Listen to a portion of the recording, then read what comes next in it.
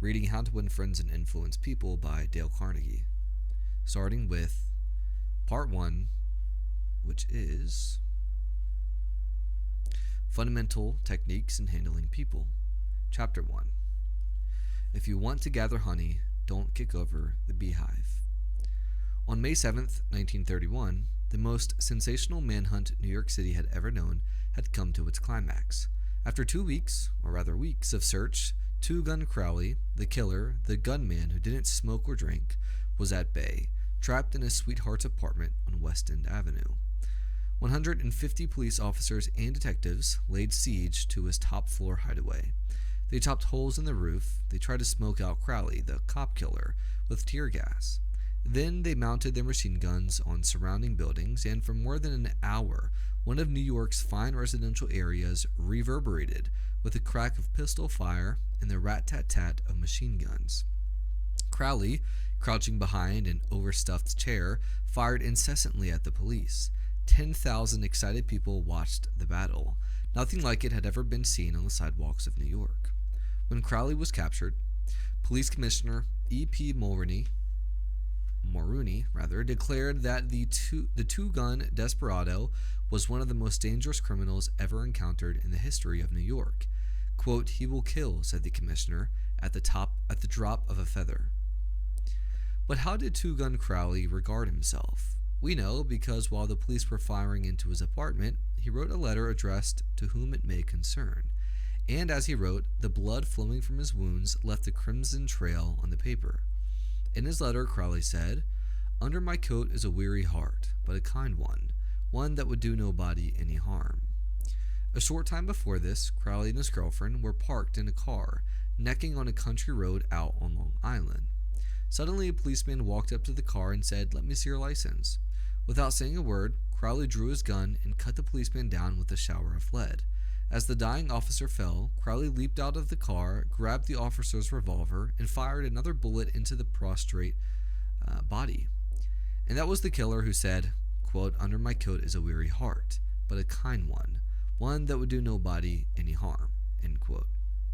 Crowley was sentenced to the electric chair. When he arrived at the death house in Sing Sing, did he say, "This is what I get for killing people"? No. He said, "This is what I get for defending myself."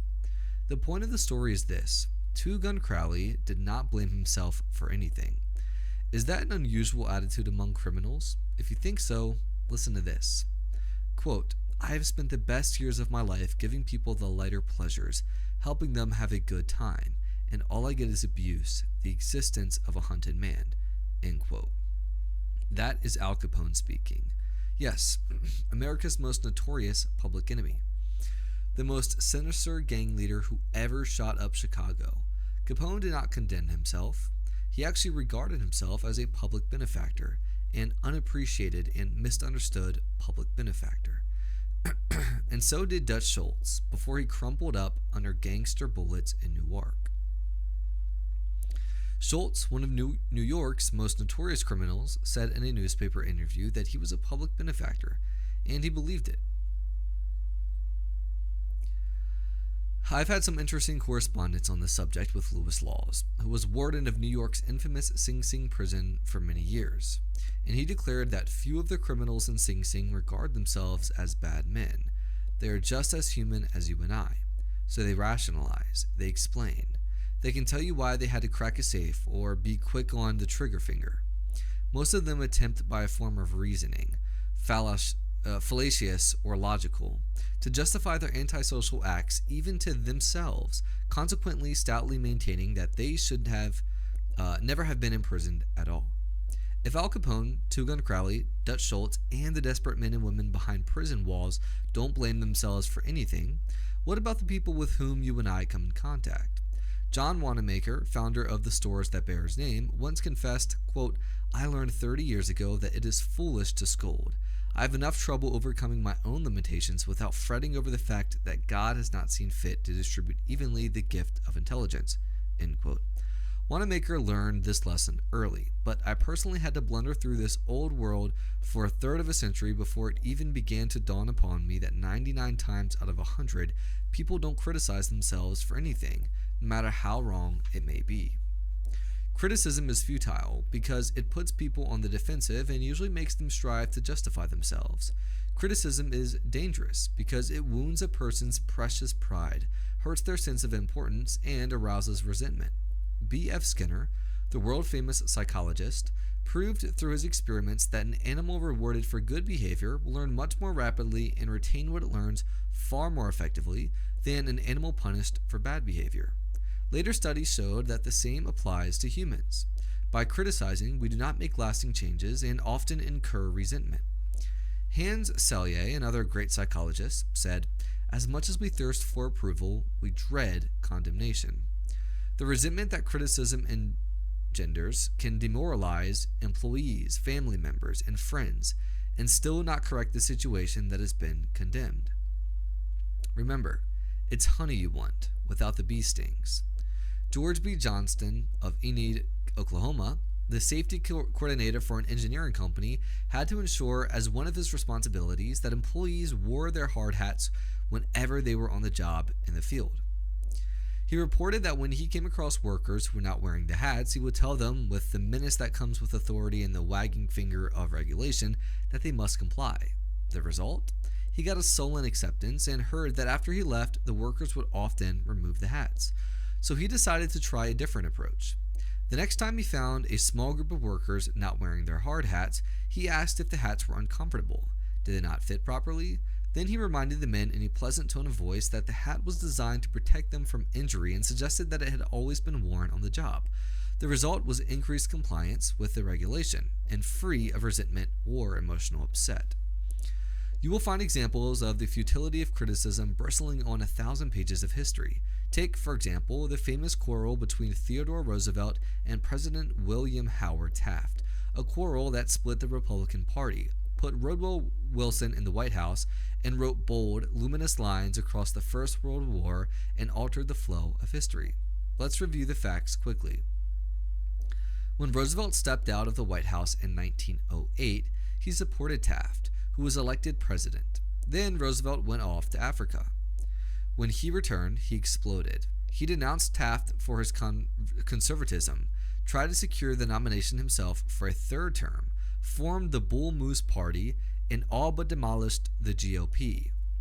In the election that followed, William Howard Taft and the Republican Party carried only 2 states, Vermont and Utah. It was the most disastrous defeat the party had ever known. Roosevelt blamed Taft, but did President Taft blame himself? Of course not. With tears in his eyes, Taft said, "I don't see how I could have done any differently from what I have." Who was to blame, Roosevelt or Taft? Frankly, I don't know, and I don't care. The point I'm trying to make is that all of Roosevelt's criticisms didn't persuade Taft that he was wrong. It merely made Taft strive to justify himself and to reiterate, with tears in his eyes, "I don't see how I could have done any differently from what I have." Or take the Teapot Dome oil scandal. It kept the newspapers ringing with indignation in the early 1920s. It rocked the nation. Nothing like it had ever happened before in American public life. Here are the bare facts of the scandal. Albert B. Fall, Secretary of the Interior in President Warren G. Harding's cabinet, was entrusted with the leasing of government oil reserves at Elk Hills in California and Teapot Dome in Wyoming, oil reserves that had been set aside for the future use by the Navy. Did Secretary Fall permit competitive biddings? No, sir. He handed the fat, juicy contract outright to his friend Edward L. Doheny. And what did Doheny do? He gave Secretary Fall what he was pleased to call a loan of $100,000. Then, in a high-handed manner, Secretary Fall ordered United States Marines into the district to drive off competitors who adjacent wells were sapping oil out of the Elk Hill reserves. These competitors, driven off their ground at the ends of guns and bayonets, rushed into court and blew the lid off of the Teapot Dome scandal. A stench arose so vile that it ruined the Harding administration, nauseated an entire nation, threatened to wreck the Republican Party again, and put Albert B. Fall behind prison bars. Fall was condemned viciously, condemned as few in public life have ever been. Did he repent? Never. Years later, Herbert Hoover intimated in a public speech that President Harding's death had been due to mental anxiety and worry because a friend had betrayed him. When Miss Fall heard that, she sprang from her chair. She wept. She shook her fists at fate and screamed, "What? Harding betrayed by Fall? No. My husband never betrayed anyone. A whole house full of gold would not tempt my husband to do wrong. He is the one who has been betrayed and led to led to the slaughter and crucified." Miss Fall may have been deluded in believing her husband's innocence, but one thing is clear: she would have defended him to the death. There you are, human nature in action, wrongdoers blaming everybody but themselves. We are all like that. So when you and I are tempted to criticize someone tomorrow, let's remember Al Capone, Two Gun Crowley, and Albert Fall. Let's realize that criticisms are like homing pigeons. They always return home. Let's realize that the person we are going to correct and condemn will probably justify themselves and condemn us in return. Or, like the gentle Taft will say, "I don't see how I could have done any differently from what I have." On the morning of April 15th, 1865, Abraham Lincoln lay dying in a hall bedroom of a cheap lodging house directly across the street from Ford's Theater, where John Wilkes Booth had shot him. Lincoln's long body lay stretched diagonally across a sagging bed that was too short for him. A cheap reproduction of Rosa Bonheur's famous painting, The Horse Fair, hung above the bed, and a dismal gas jet flickered yellow light. As Lincoln lay dying, Secretary of War Edwin Stanton said, quote, "There lies the most perfect ruler of men that the world has ever seen," end quote. What was the secret of Lincoln's success in dealing with people? I studied the life of Abraham Lincoln for 10 years and devoted What was the secret of Lincoln's success in dealing with people? I studied the life of Abraham Lincoln for 10 years and devoted all of 3 years to writing and rewriting a book entitled Lincoln the Unknown. I believe I have made as detailed and exhaustive a study of Lincoln's personality and home life as it is possible for any being to make. I made a special study of Lincoln's method of dealing with people. Did he indulge in criticism? Oh, yes. As a young man in the Pigeon Creek Valley of Indiana, he not only criticized, but he wrote letters and poems ridiculing people and dropped these letters on the country roads where they were sure to be found. Even after Lincoln had become a practicing lawyer in Springfield, Illinois, he attacked his opponents openly in letters published in the newspapers, but he did this just once too often. In the autumn of 1842, he ridiculed a vain, pugnacious politician by the name of James Shields. Lincoln lampooned him through an anonymous letter published in the Springfield Journal. The town roared with laughter. Shields, sensitive and proud, boiled with indignation. He found out who wrote the letter, leaped on his horse, started after Lincoln, and challenged him to fight a duel. Lincoln did not want to fight. He was opposed to dueling, but he couldn't get out of it and save his honor. He was given the choice of weapons. Since he had very long arms, he chose cavalry broadswords and took lessons in sword fighting from a West Point graduate. On the appointed day, he and Shields met on a sandbar in the Mississippi River, prepared to fight to the death. But at the last minute, their seconds interrupted and stopped the duel.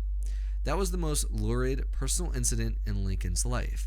It taught him an invaluable lesson in the art of dealing with people.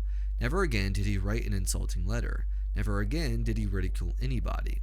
And from that time on, he almost never criticized anybody for anything. Time after time during the Civil War, Lincoln put a new general at the head of the Army of the Potomac. And each one in turn, McClellan, Pope, Burnside, Hooker, Meade, blundered tragically and drove Lincoln to pacing the floor in despair. Half the nation savagely condemned these incompetent generals, but Lincoln, with malice toward none, with charity for all, held his peace. One of his favorite quotations was, "Judge not, that ye be not judged." And when Miss Lincoln and others spoke harshly of the Southern people, Lincoln replied, "Don't criticize them. They are just what we would be under similar circumstances." Yet, if any man ever had occasion to criticize, surely it was Lincoln. Let's take just one illustration. The Battle of Gettysburg was fought during the first 3 days of July 1863. During the night of July 4th, American Confederate General Robert E. Lee began to retreat southward, while storm clouds deluged the country with rain. When Lee reached the Potomac with his defeated army, he found a swollen, impassable river in front of him and a victorious Union army behind him. Lee was in a trap. He couldn't escape. Lincoln saw that. Here was a golden, heaven-sent opportunity. The opportunity to capture Lee's army and end the war immediately. So, with a surge of high hope, Lincoln ordered Meade not to call a council of war, but to attack Lee immediately. Lincoln telegraphed his orders and then sent a special messenger to Meade demanding immediate action. And what did General Meade do? He did the very opposite of what he was told.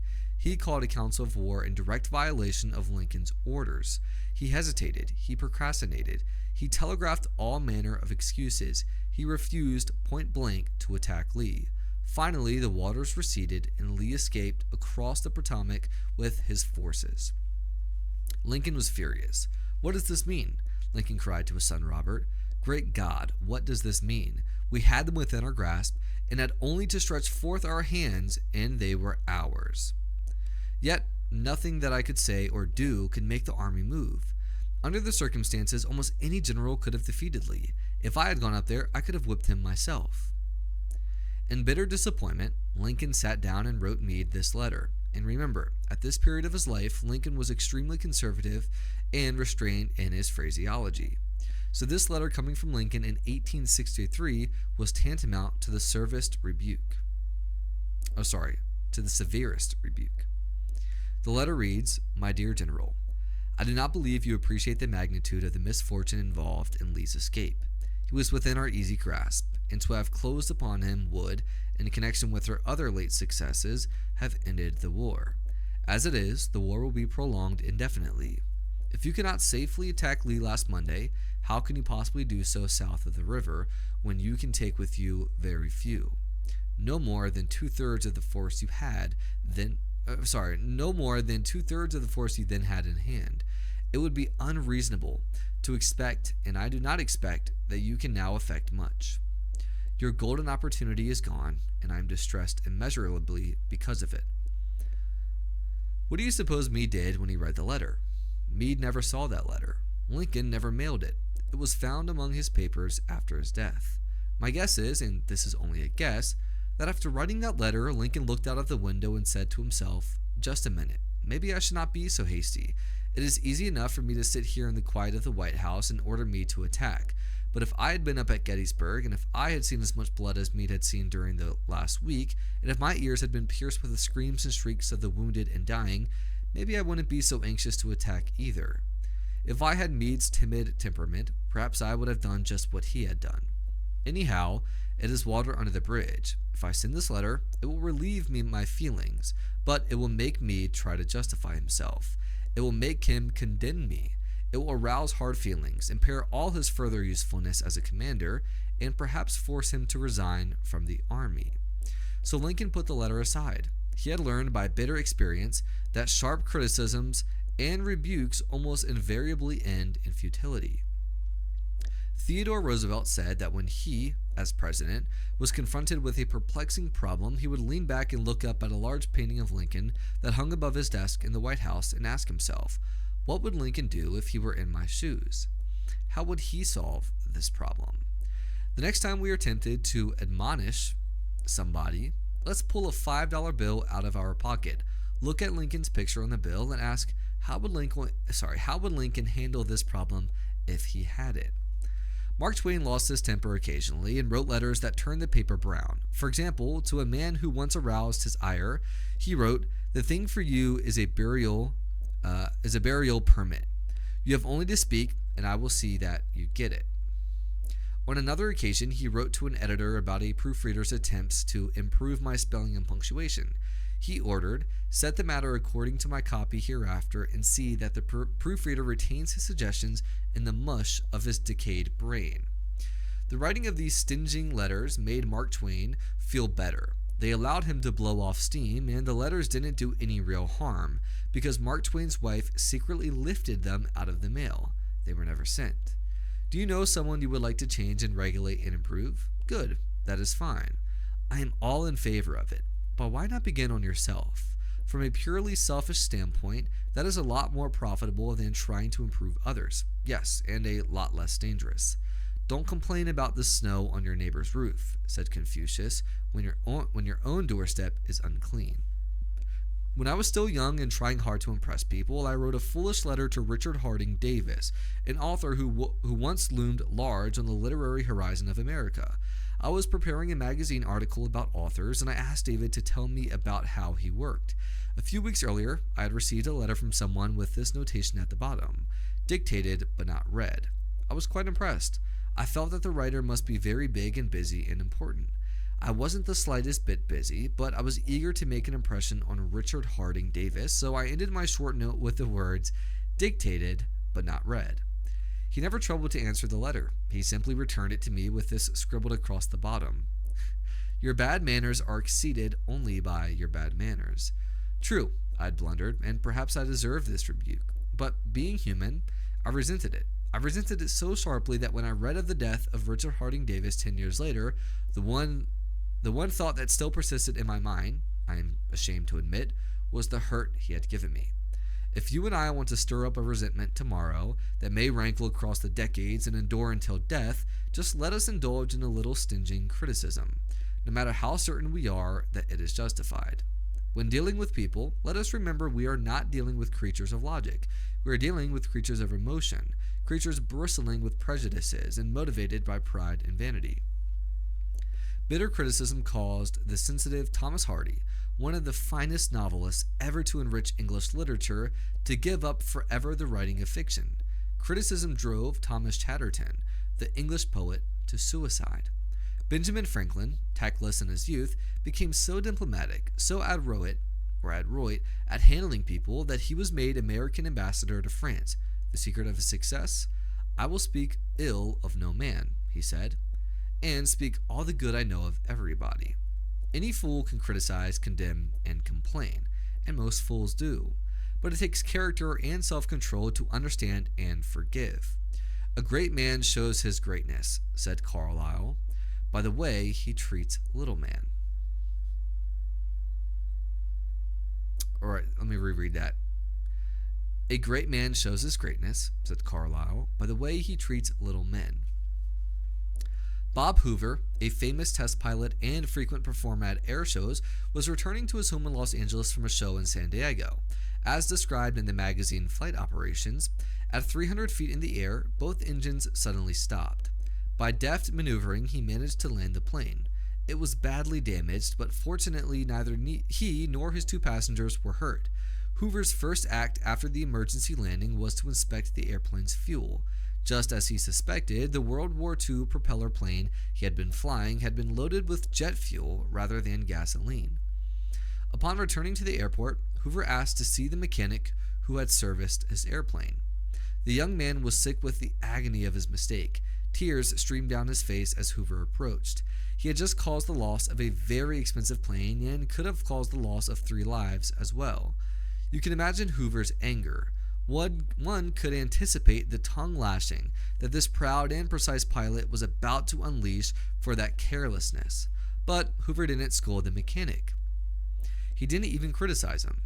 Instead, he put his big arm around the man's shoulder and said, "To show you I'm sure that you'll never do this again, I want you to service my F-51 tomorrow." One of the most wonderful people I've ever had the pleasure of knowing is Evangeline Booth, the first woman elected to the head of the Salvation Army. During her time as director there, she addressed the hunger and poverty among the immigrants of New York by establishing bread lines and programs to feed school children and help the elderly. When gold was discovered in the Yukon, Evangeline knew that the Salvation Army would be needed there, so she headed for Skagway. She later said it was one of the most difficult jobs in her career. Skagway was a tough place back then. On the day she arrived, 5 men were killed. Everyone carried a gun, and wherever she went, she heard talk of Soapy Smith, the notorious killer of the Klondike, a desperado who was known for ambushing and murdering miners. He and his gang would shoot them down without warning to steal their gold, and no one was able to stop him. The night Evangeline arrived in Skagway, she held a meeting on the banks of the Yukon River. But the hardened miners were in no mood for a sermon, so Evangeline and her small group began to sing, and soon a crowd gathered and began to join in, slowly growing in size. The crowd continued to swell until finally thousands of people were singing along to the songs and hymns that they had grown up with. At one point, someone came up and wrapped a blanket around Evangeline's shoulders to shield her from the bone-crushing cold, but the crowd continued to sing until 1 in the morning. Afterward, an exhausted Evangeline and her helpers prepared camp in the forest. As they were starting the fire, they saw 5 armed men coming out of the darkness. When the men got within speaking distance, the leader took off his hat and said, "I'm Soapy Smith, and I've come to tell you how much I enjoyed your singing. I was the man that sent you the blanket. You can keep it if you want. It was a royal gift in a place where men were dying from the chill and the damp." So began a conversation that went until dawn. Smith told Evangeline about his childhood and his mother and poured out his memories of attending Salvation Army meetings with his grandmother, singing and clapping his hands to rousing hymns. Evangeline just listened. She knew that this man was desperate to be heard, to be valued and respected by someone he wasn't pointing a gun at. Did this devout and principled woman condemn him for his terrible crimes? Criticize him for the way he had wasted his life and caused others so much pain? How do you think he would have responded to that? No, she simply listened to him with compassion, and it touched his heart. Evangeline also believed in forgiveness and the power we all have to change. So with forthright honesty, she told him, "You're taking life, and that's not right. You can't win. They'll kill you sooner or later." Then she asked him to kneel with her. Together they prayed, and with tears streaming down his face, Smith promised to give up his lawlessness and turn himself in. He never got the chance, for 2 days later, he was shot and killed. That's deep. I want to read that again. Together they prayed, and with tears streaming down his face, Smith promised to give up his lawlessness and turn himself in. He never got the chance, for 2 days later, he was shot and killed. While Skagway celebrated the demise of a vicious criminal, Evangeline thought of a man who had wanted a chance to lead a better life. If listening without judgment could have that effect on a hardened murderer, what do you believe having the compassion to suspend our criticism could do for you or me in our daily interactions with our spouses, our families, and our coworkers? Often parents are tempted to criticize their children.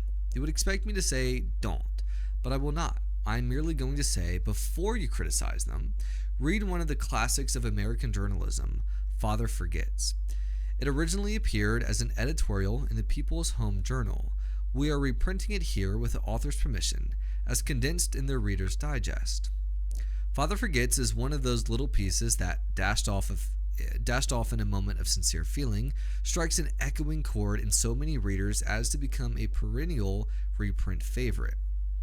Since its first appearance, Father Forgets has been reproduced, writes the author, W. Livingston Larn, in hundreds of magazines and house organs and in newspapers the country over. It has been reprinted almost as extensively in many foreign languages. I have given personal permission to thousands who wished to read it from school, church, and lecture platforms. It has been on the air on countless occasions and programs. Oddly enough, college periodicals have used it and high school magazines. Sometimes a little piece seems mysteriously to click.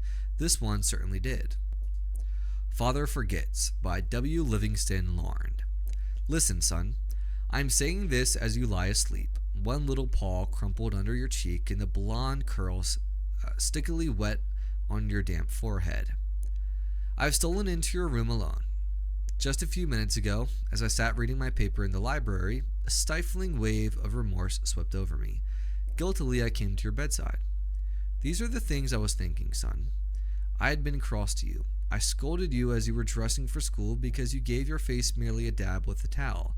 I took you to task for not cleaning your shoes. I called out angrily when you threw some of your things on the floor. At breakfast, I found fault too. You spilled things. You gulped down your food. You put your elbows on the table. You spread butter too thick on your bread. And as you started off to play and I made for my train, You turned back and waved a hand and called, "Goodbye, Daddy," and I frowned and said in reply, "Hold your shoulders back." Then it began all over again in the late afternoon. As I came up the road, I spied you, down on your knees, playing marbles. There were holes in your socks. I humiliated you before your friends by marching you ahead of me to the house.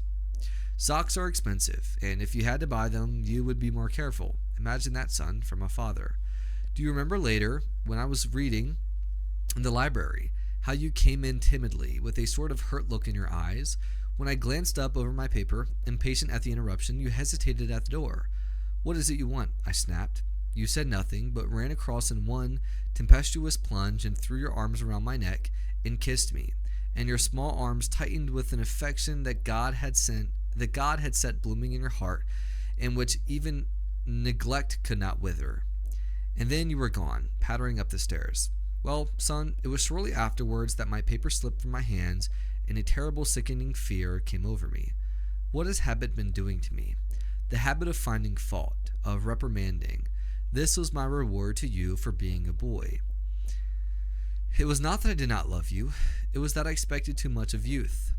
I was measuring you by the yardstick of my own years, and there was so much that was good and fine and true in your character. The little heart of you was as big as the dawn itself over the wide hills. This was shown by your spontaneous impulse to rush in and kiss me good night. Nothing else matters tonight, son. I've come to your bedside in the darkness, and I've knelt here ashamed. It is a feeble atonement. I know you would not understand these things if I told them to you during your waking hours, but tomorrow I will be a real dad. I will chum with you, and suffer when you suffer, and laugh when you laugh. I will bite my tongue when impatient words come. I will keep saying as if it were a ritual, "He is nothing but a boy, a little boy." I'm afraid I have visualized you as a man, and yet as I see you now, son, crumpled and weary in your cot, I see that you are still a baby. Yesterday you were in your mother's arms, your head on her shoulder. I've asked too much, too much. Instead of condemning people, let's try to understand them. Let's try to figure out why they do what they do. That's a lot more profitable and intriguing than criticism, and it breeds sympathy, tolerance, and kindness. To know all is to forgive all. As Dr. Johnson said, God himself, sir, does not propose... I don't know why I said sir like that. As Dr. Johnson said, God himself, sir, does not propose to judge man until the end of his days. Why should you and I? Principle 1. Don't criticize, condemn, or complain.